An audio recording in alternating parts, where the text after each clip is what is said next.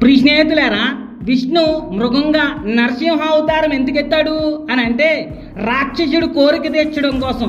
విష్ణు ఆడింగోడిగా ఆడదానిలేగా మోహిని అవతారం ఎత్తి శివుడికి కామ కోరిక కలగజేసి వీరిని కాచికి నెలిపోయేలాగా ఎందుకు చేశాడు అని అంటే అది కూడా రాక్షసుడు కోరిక తీర్చడం కోసమే. విష్ణు ఒక మనిషిగా రామావతారం ఎందుకు ఎత్తాడు అని అంటే అది కూడా రాక్షసుడు కోరిక తీర్చడం కోసమే. ఈ సనాతన దేవుడు రాక్షసులు కోరికలు తీర్చడం కోసం ఎంతకైనా సరే దిగజారిపోతూ ఉంటారు. బ్రహ్మ అజ్ఞానంతో ఎవరికి పడితే ఆడికి వరాలు ఇచ్చేస్తూ ఉంటారు. ఆ వర ప్రభావంతో రాక్షసులు దేవుడు పిల్లల్ని ఎత్తుకుపోతూ ఉంటారు. క్షమించండి ప్రియ హిందులారా, నవ్వకూడదు, ఎక్కిరించకూడదు. కానీ ఈ స్టోరీలు విన్నప్పుడు మీకు ఎలాగుందో నాకు తెలియదు, కానీ నాకైతే తెగ నవ్వు వస్తుంది. మీ గ్రంథాల్లో ఉన్నవే చెప్తున్నాను, అబద్ధమేం కాదు. మీ దేవుళ్ళ దగ్గర రాక్షసులు వరం పొంది మీ దేవుడి పిల్లల్ని ఎత్తుకుపోతున్నారంట. ఆ ఎత్తుకుపోయిన పిల్లల్ని మీ దేవుడు కాపాడుకోవడానికి నానా బాధలు పడ్డారంట.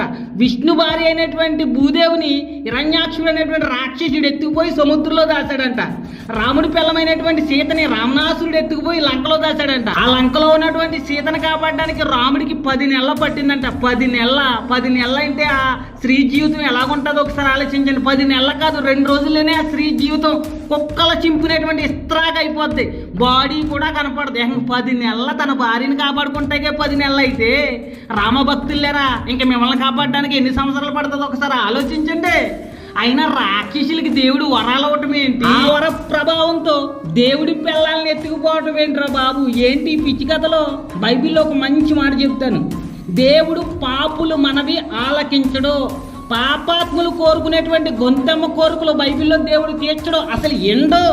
కానీ అదే పాపాత్ముడు తన జీవితాన్ని మార్చుకోవాలి, నా పాత పాపిష్టి జీవితాన్ని విడిచిపెట్టేసి పరిశుద్ధంగా నీతిమంతుడిగా మారాలి అని ప్రార్థన చేస్తే మటుకి అతన్ని పరిశుద్ధుడిగా నీతిమంతుడిగా మార్చడానికి బైబిల్లో దేవుడు సహాయం చేస్తాడు. కానీ పాపాత్ముడు గొంతమ్మ కోరికలు మటుకి తీర్చడు. కానీ మీ గ్రంథాల్లో ఉన్నటువంటి దేవుళ్ళు రాక్షసులకి అజ్ఞానంతో వరాలు ఇచ్చి అలా కోరికలు తీర్చడం కోసం ఎంతో దిగజారి ప్రవర్తించి పిల్లల్నే పోగొట్టుకుని వాళ్ళ మళ్ళీ తిరిగి కాపాడుకోవడానికి నానా సంఖలో నాకారు. ఇది దేవుడికి ఉండేటువంటి లక్షణాలా? ఆలోచించి ప్రియ స్నేహితుడా, ఎంతగానో అజ్ఞానపు బ్రతుకుతావు.